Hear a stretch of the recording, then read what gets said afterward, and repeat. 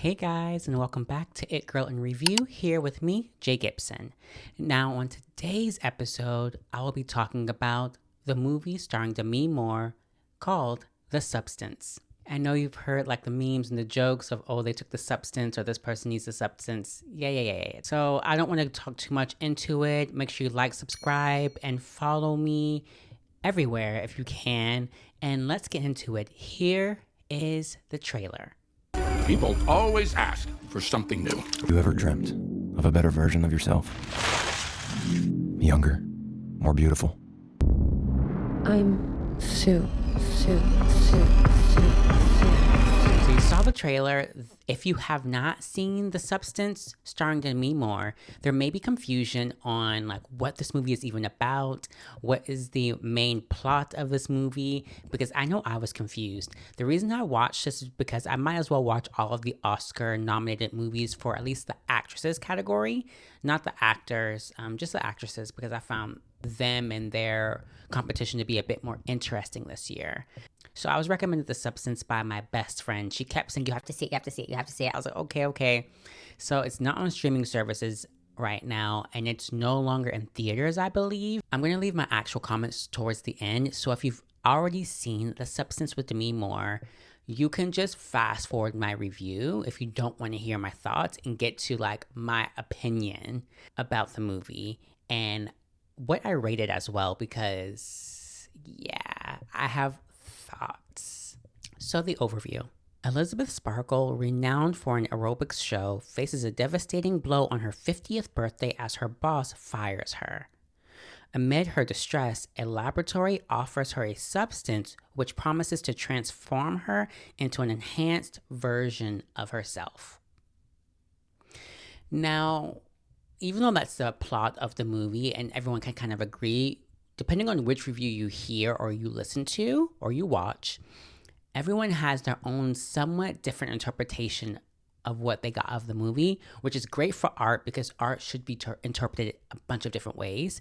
And so this movie definitely does do that. For me, my interpretation of this movie is maybe a little bit different than everyone else's because it just not triggered, it just brought some thoughts out of me while watching this movie. The three main cast members of this movie, I'm only going to be talking about these three because the others don't matter, honestly, to the main plot. So Demi Moore, who is Elizabeth Sparkle, the star, Margaret Qualley, who plays Sue, and Dennis Quaid, who plays Harvey, the boss of Demi Moore and Sue. So those are the three main stars of this movie, and those are the only three actors you really should be caring about when I'm talking about the plot. I will be referring to each by their character's name. So Demi Moore will be Elizabeth, Margaret Qualley will be Sue, and Dennis Quaid will be Harvey. Another thing about this movie, if you haven't seen it yet, it is over 2 hours long. Every week it gets worse and worse for me. Every week it's worse and worse for me. This is the longest movie I've watched so far since I've started this channel. This is 2 hours and like 20 minutes long, this freaking movie. Now, compared to Emilia Perez last week, do I think that this movie needed to be 2 hours? No, I don't. No. This movie did not need to be over 2 hours long. Emilia Perez was, I think, under 2 hours, but still close. But this is over 2 hours. Sorry. No movie needs to be freaking over 2 hours long. This is insane. This is getting ridiculous now because I'm going to be so mad the next movie that's nominated for an Oscar I cover is going to be over 2 hours. Next week, I will be so upset because I'm tired. These movies do not need to be this long. It's too freaking long. But some would say if you're watching this in theaters, you're getting your money's worth because it's over 2 hours and you're spending a little bit more time in the theater in those seats.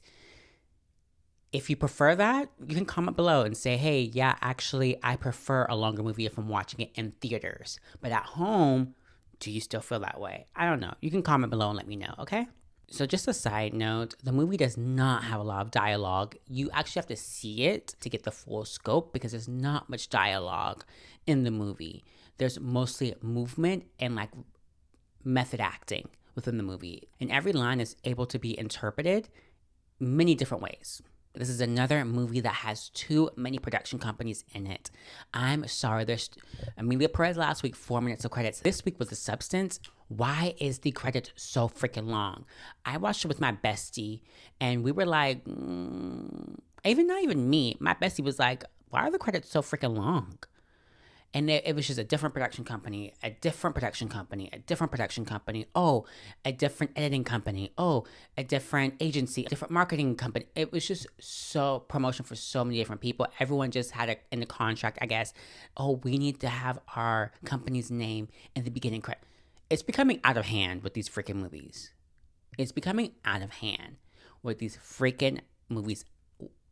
I empathize because I understand some of these smaller companies that are really trying to, break the glass ceiling do want their credit and do want their name out there. I get it. This is getting out of hand though. I don't want to see 5 billion different companies and 4-minute opening credits before I even start the movie. It's a turnoff. It's a freaking turnoff. Come on now. Let's finally begin. So Elizabeth, the main character, is filming the aerobics class. And in the aerobics class, they're doing the workouts, having fun. It's being filmed. They finish for the day. Demi Moore goes to the bathroom. She's not feeling the best, so she goes to the bathroom to chill out for a second. And she goes to the toilet, and her boss comes in the bathroom. He's speaking on the phone, and he's talking crap about her. Her boss being Harvey. Harvey, automatically, you can tell, is a piece of crap. And so the following day, they have a meeting and he's eating grotesquely. I don't even know if that's a word, but it's grotesque. He's eating a bunch of shrimp and it's just looking nasty. And he's talking to her and he's just letting her know, hey, you're getting a bit older, da da da. And essentially, she gets let go. Even though you see from the studio, her plaques are everywhere. The different movies, the dozens of different movies she's done are all throughout the walls, plastered everywhere. And she essentially, you can tell by that, she made the studio and brought the studio money and carried the studio on her back. And now the boss, Harvey, is letting her go. And essentially, they want someone newer and younger. And distraught because, again, this is Elizabeth's birthday. All of this is happening on Elizabeth's birthday. Gracefully says, okay, I understand, leaves the restaurant, gets in her car and drives away. She's out of it, honestly, Elizabeth. And all of a sudden gets in a car crash. A car hits her. Insane, right? So at the hospital, she's getting taken care of. And one young nurse, I'm assuming, is telling her, hey, call this number. You may be a good candidate for this. Just call it if you actually want help with your situation. Confused, again, because everything can be interpreted a bunch of different ways by how people talk to each other, how they look at each other. It's very interesting, this movie. So Elizabeth, takes the number down, the address, whatever it was, takes a piece of paper from the guy, and Elizabeth checks out of the hospital, goes home, throws that piece of paper in the trash because they don't care, and then thinks about it a little bit after contemplating their aging process, and goes and digs up the trash and finds that what I think was an address. So Elizabeth goes to that location, wherever the address is. It's in some alleyway in Los Angeles, in some dungeon, and puts in her key card that she was given, essentially. And with that key card, it opens up a little bit, and it doesn't open up all the way. So she has to squat down and go, I'm sorry. This just is showcased to show how desperate Elizabeth is to get whatever and find out whatever information she can about a solution to her problem of aging. But dang, no type of survival instincts. You could have been trafficked, Elizabeth. And it is true to today's time and reality, people do become desperate and do crazy things just for hopefully a solution to the fountain of youth. Or a solution to their careers, So going in there, essentially Elizabeth finds her key box, touches her key pass with the key box, and takes the box, whatever it is, back out into her house. So she opens it and she finds all of this chemical, needles and things like that, essentially in some directions on how It works essentially. Till now, you still don't know what this substance is or what it really does. Like, there's no direct explanation of this is the play by play of the plot from now on. She got the box. Now she's going home. This chemical's for that. That chemical's for this. She has to stick it in her left arm, and therefore she's gonna fall down. Something's gonna come. There's no like play by play of what is going on. Like, you literally have to interpret this whole scenario up until now on your own using inferences, which I know I'm just explaining it. I'm passionate about explaining it. Me, I have no problem with that because I enjoyed this aspect of the movie. I enjoyed interpreting different things my own way without them giving it to me or force feeding it to me, on a silver platter, essentially, So, after she opens the box, finds the chemicals, needles, and things like that, essentially she goes into the bathroom and she follows the directions. Before you know it, she falls down and passes out, and things start happening physically in her DNA. You can tell because her eye separates at one point. You're like, what the hell? What's that? Have you started seeing Splice? The movie Splice, that's kind of what the special effects of this is giving. It's giving Splice. If you've seen Splice, which is a sci-fi / thriller type of movie about a cloned type of alien hybrid. Yeah. If you've seen Splice, that's the kind of vibe this special effects is giving me, right? When she falls on the bathroom floor. So essentially her eyes start separating and you just see the cloning ability happening in real time. All of a sudden, Elizabeth's back splits. Not like, oh, look. Her back splits from the top of the spine, like bottom of the neck, all the way to her tailbone. It splits open. It isn't like, oh, like no, you see it as well. You don't just, it's not just, oh, like we can interpret what's happening. No, they show you her split open, and it's very a lot. So if you are not a person that prefers movies with blood, gore, or grotesque themes, this may not be the movie for you, to be honest. Maybe my review would be enough of a visual for you instead of actually watching it yourself. Because even for me, a person who doesn't mind that type of stuff, it was I have no words. It was just a shocking scene. It was just like, you don't know what's happening next. Like, I liked it for that. You don't know where it was going to. Yeah. So after she splits open, this thing essentially comes out of her. Humanoid comes out of her. You see the butt, you see the hips, you see the shoulders, the femininity, all that jazz. And it's Sue, essentially.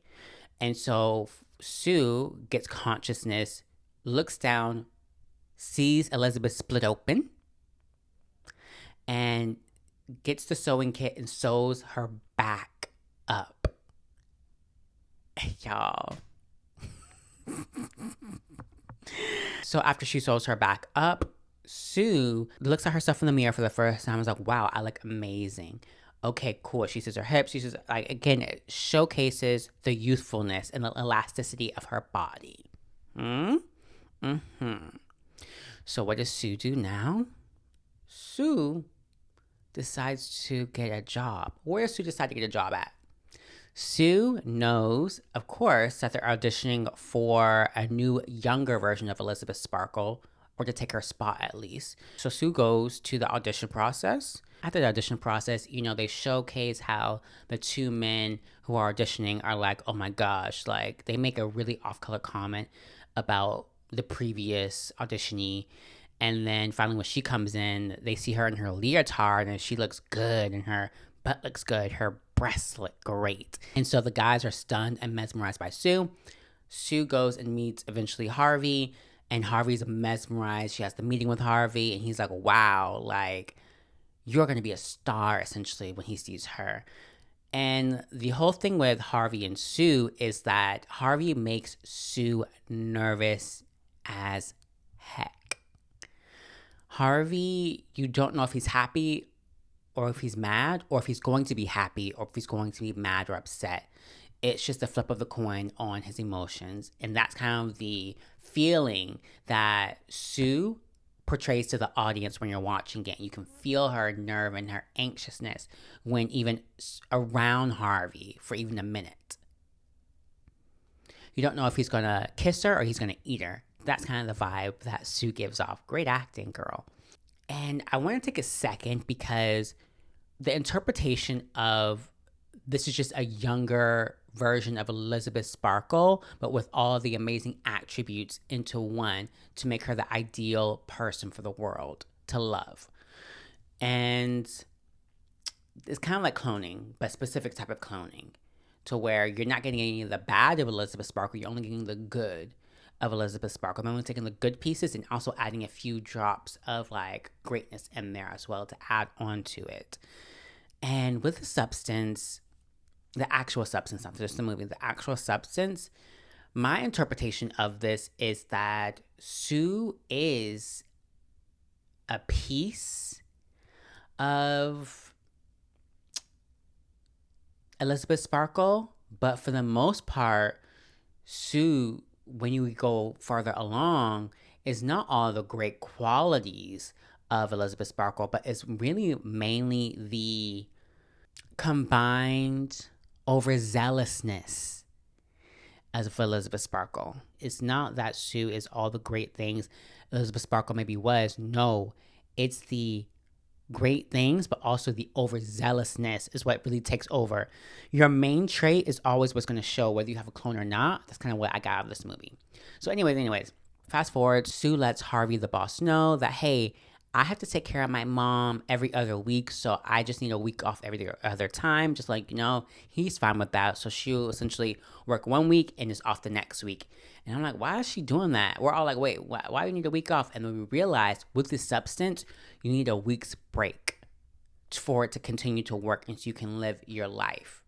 Or the younger version of you can live that life that you desire for yourself but can't have, Sue goes back to the house, essentially. She inserts the chemical back into Elizabeth, and Sue passes out, and Elizabeth wakes up.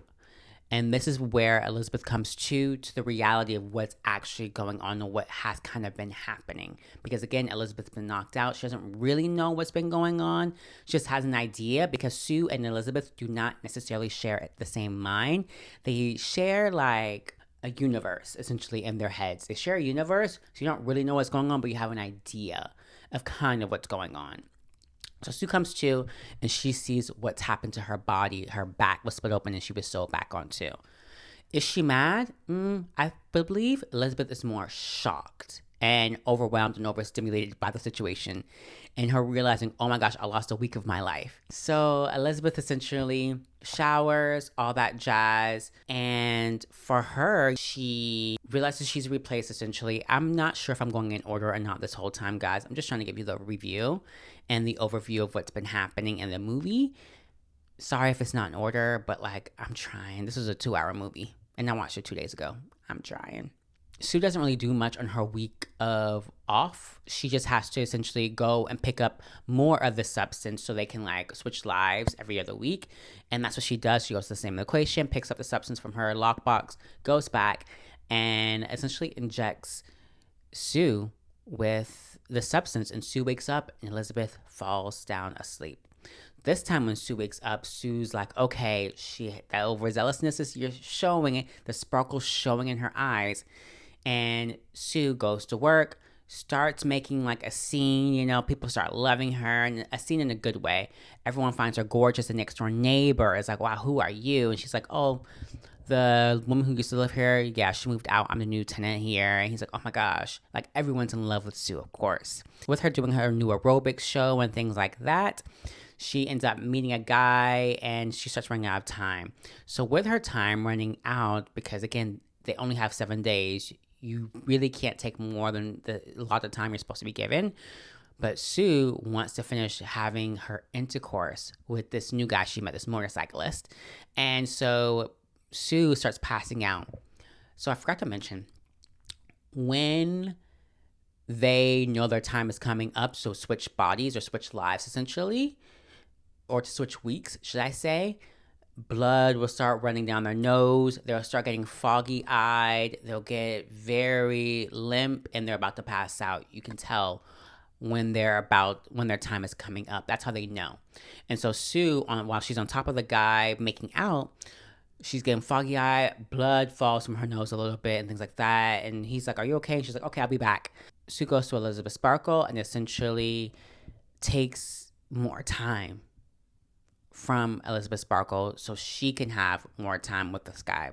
So she says only a few more hours. She takes her a few more hours, does what she does with the guy, and goes back and gives Elizabeth her time and her week back. So Elizabeth wakes up. Everything's fine until she looks in the mirror and sees her finger as wrinkled and decrepit and extremely old. She freaks out. I understand. I would freak out too. Any of us would. Like, what the heck is going on? She calls the number for the substance company. She's like, "Hey, my finger's going up. What happened to the, like, I think she took more, I think she took more time. Like, that's not supposed to happen." He's like, "Yeah, she took more time, and this is the consequence of you, essentially your clone taking more time.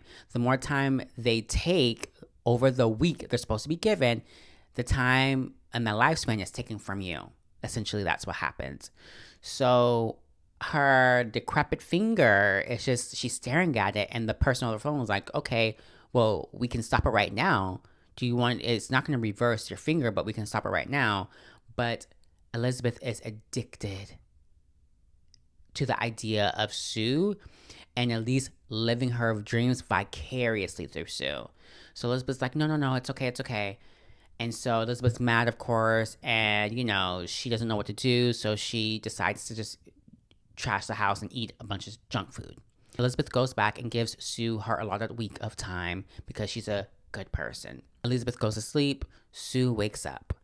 Sue now wants to make a specific dungeon so no one can see where they sleep, essentially. She doesn't want to keep passing out in the freaking bathroom. Sue develops a little dungeon to keep Elizabeth in hiding, or her in hiding, so no one, like, they can have their own kind of respective lives and have a bit more privacy.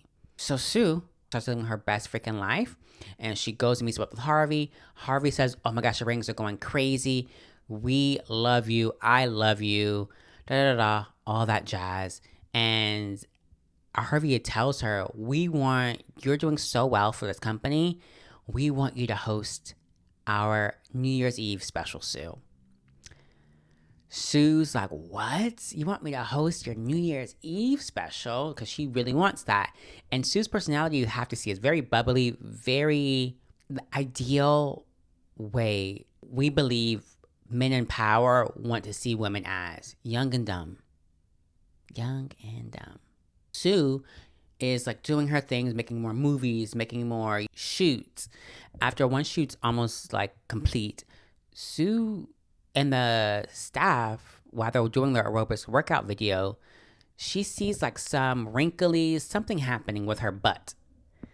And Sue's like, "What the heck was that?" And then the producers or the director, whoever it was like, "Hey, stop. We're getting like feedback that we saw something in the camera. And Sue's like, "Wait, what?" And so she starts freaking out because she thinks they saw what she saw. So Sue essentially leaves that setting and she's like, "Okay, I need to do the New Year's Eve special," all that jazz. She goes back home to their apartment, Elizabeth and Sue's apartment. And essentially Sue goes to Elizabeth, and because she wants to make everything right and everything great, because she can't take any time off, she feels the pressure, Sue. She starts taking more substance, which is back fluid, from Elizabeth. And not a little bit. She's like, "No, I need more time. Like, no, I need to be more beautiful." Because again, every time Sue wakes up or Sue takes the injection, her aura and her beauty becomes more undeniable. That's kind of like the gist of it. And so Sue essentially takes like a lot of the fluid from Elizabeth and puts it like in like a pint glass because she has to inject herself every day. That's how she knows she's getting to the 7th day. And on that 7th day, she starts bleeding. She's about to pass out. This time she doesn't want that to happen, not caring what's going to happen to Elizabeth. So Sue takes a lot, and she keeps taking and taking, and you're seeing her back, Elizabeth's back being injected, and stuff being taken out, and all this nasty brown. It was getting nasty. It was getting like the pus, and I can't even explain it. Like if you don't like blood, gore,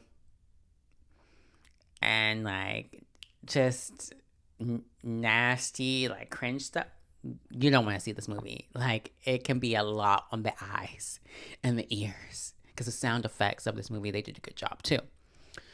So, Sue took all that. She's living her life. I think it's like she took 3 months of her life. With that 3 months, one day before New Year's, of course, Elizabeth's like, yeah, I'm excited. I'm happy. All that. Yeah, I can't wait. I can't wait.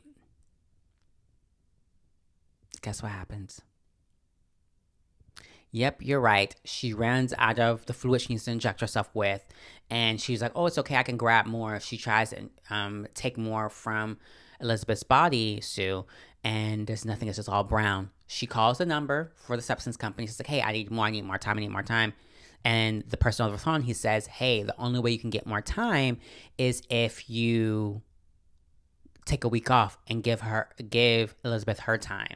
That's the only way you can get more fluid back out of her. She needs to reset. And she was like, what? No. So Sue's like, okay, like, what am I going to do? There's really nothing to do. So Sue essentially was like, bump it. Like, hopefully Elizabeth has like a heart and wakes me up in time so I can do the New Year special. So that's what happens before Sue can die, because I think that's what would happen if they don't switch and like you don't have any more fluid to inject yourself with. I think like you die or something. But anyways, they switch. Sue falls asleep. Elizabeth wakes up. And all you hear is a banshee scream from Elizabeth. And guess why? We see in the mirror that Elizabeth is not just elderly, decrepit. She is wrinkled everywhere. Everything's sagging. Her boobs are to her feet. She can barely walk. It's insane. Makeup department, they have tens, because Elizabeth looks like Gollum's mother. Do you guys know Gollum from Lord of the Rings? She's hunchback. She can barely walk properly. So Elizabeth calls the number. And she's like, hey, she took way too much. I look unrecognizable. She took way too much. What do? I need to reverse this. They say, oh, okay, you can stop it now. But if you stop it now, nothing's reversible. You just have to live with what you look like now. Elizabeth goes, puts on a scarf and her jacket and like tries to hide from the world and goes to that lockbox again, grabs the package, comes back home. So in that package, that's termination liquid. To end that whole experiment, Elizabeth has to inject Sue with the fluid. Elizabeth contemplates back and forth, and Elizabeth decides, yep, I'm going to end it. And she injects in the heart Sue with the liquid of termination and just goes down. About 25% left of the liquid. Elizabeth looks at the billboard, looks at Sue's photo again on the billboard and says, no, I can't do this.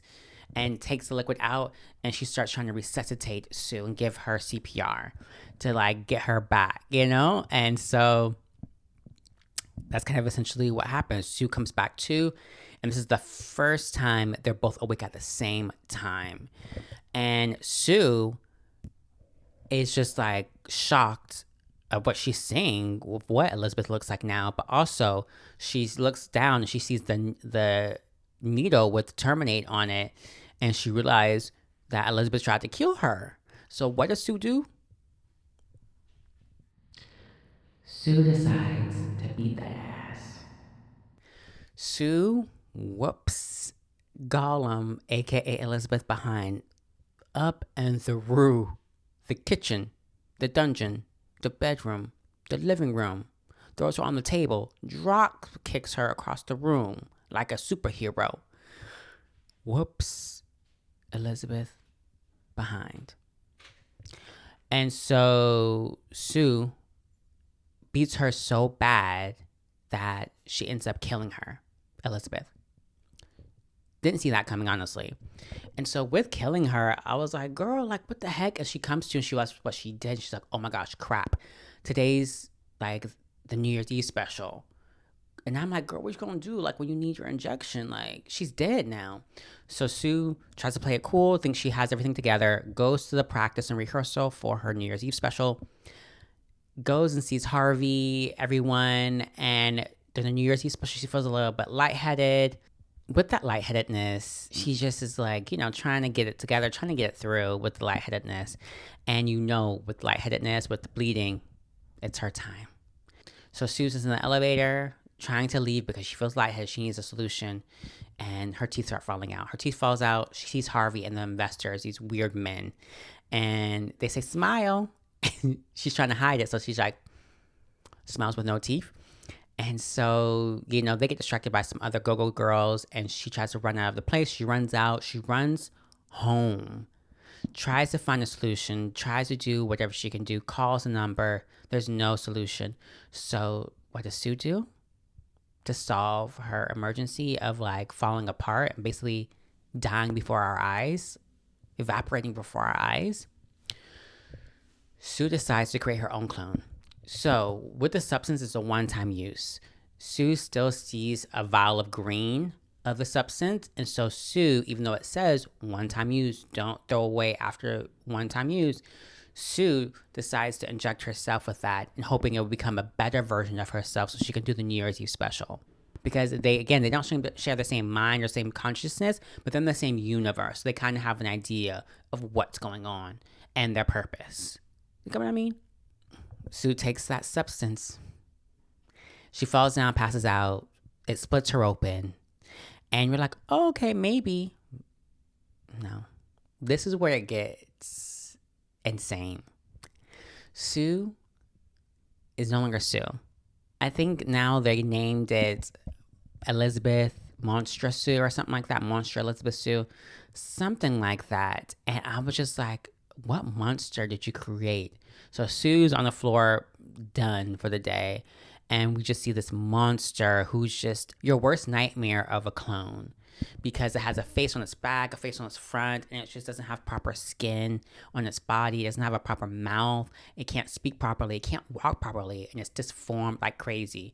But again, since it knows its purpose, it cuts out a picture of Elizabeth and super glues it on its face. And puts on the dress that Sue wore because it wants to go and perform for everyone for New Year's Eve, for the world, for that New Year's Eve special. So Elizabeth Monstra Sue walks, goes, limps, like slides over to the studio, goes in the studio. They start the show and no one's seen her yet. And the host cues for her to come out. And everyone is shocked. The go-go dancers next to her are like, what's going on? And the crowd is like, what's going on? And it's live as well. And so the paper with Elizabeth's face on it, with the glue, falls off. And everyone sees the monster. It's like an alien, disformed alien. It's like your worst nightmare of a clone. Everyone starts screaming. Monster, you monster. And Elizabeth Monster is like, no. Everyone's like, monster. They hit Sue because they, trap her and they hit her. And blood just starts spraying everywhere. Everyone's screaming, trying to leave. Blood's just going everywhere in the crowd. To all the dancers, everyone's falling over. Everyone's slipping over. It's insane. So everyone's trying to attack her. And it's just like Sue finally runs out. And she gets out, and because she can't walk or do anything properly, she falls over and just explodes. And all you see is her face. And because of that, Sue goes over to her Walk of Fame star of Elizabeth. It was a formation of Elizabeth and Sue. It goes to her thing and just, evaporates essentially. The cleaner the next day goes and cleans over it, and that's the end. You guys, I hope my explanation was really good because it was a lot, this over 2 hour movie. I tried to remember as much details as I could when explaining what the hell was going on. But yeah, that was The Substance starring Demi Moore. So, what would I rate this movie? I would rate this movie, honestly, a 3.5 out of 5.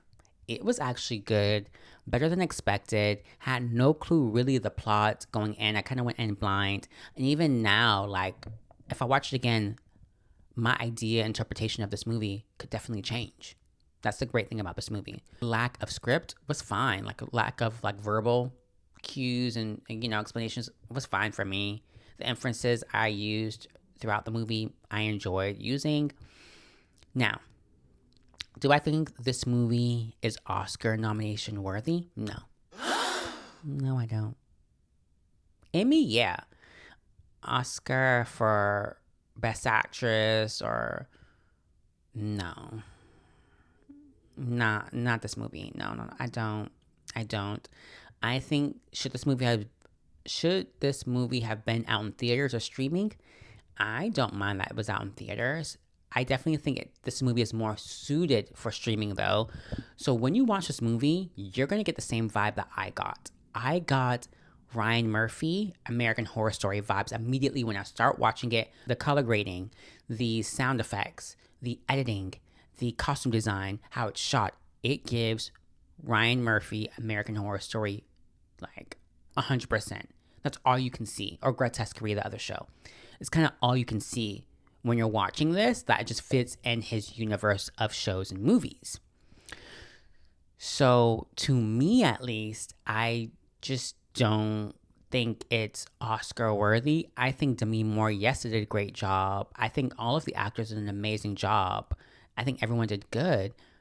I just think that with the plot and with the lack of dialogue, it's not Best Actress worthy. It's not at all. I think that because because after Jamie Lee Curtis won and things like that, everyone just wants a comeback story, a revival story, a legacy story of triumph. And I'm over it. Demi Moore is an amazing actress, but should she get an Oscar for The Substance? No, she's done way better movies. We all know Demi Moore has done way better movies than The Substance. No, this is not her best of the best out of her catalog. It's not. I think that I'm surprised as well that The Substance was nominated for an Oscar because we know notoriously horror movies, which this is in the horror, thriller, grotesque, bloodbath, slasher category. The Substance is in that category. Notoriously, the Oscar snubs these type of movies. So I am surprised that Demi Moore is nominated because notoriously, these type of movies are snubbed by big award shows. You just don't get nominated if you do a scary movie or a horror movie or a thriller or, a slasher. You just don't get nominated. You just know going into those types of films or shows, you aren't expecting out of it to get critical acclaim or to get, award buzz. So it is surprising. It's great. It's turning a new leaf. So hopefully in the future, we'll get more amazing horror movies that are great that are nominated for these big awards and award shows. Do I think The Substance is that? No. I think the interpretation and things, you can tell because it's a very artsy movie. I'm not shaming it being nominated. I'm not trying to take its nomination away. But I do believe, did it deserve the nomination? No. I can't say what deserves and what doesn't deserve, but would I have nominated this movie? Definitely not. And if this was on streaming, do we think this would have been nominated? No. And if this didn't have 5 billion production companies, marketing companies, agencies that were promoted it in the beginning of the movie, just like Amelia Perez, do we think this would have been nominated? No. It's all politics, guys. I think that The Substance is a great movie and will be hopefully a cult classic in the future. but it's not Oscar worthy. It's just not. And like pre-pandemic, we're finding a time actual actors are getting nominated and winning for like their acting ability, where I feel like this year it's just like, if you're fuckable, you're gonna get nominated. That, I'm sorry to sound crass, but it is kind of that. Like with this movie, with Anora, which I'm gonna watch, I promise I'm gonna watch it.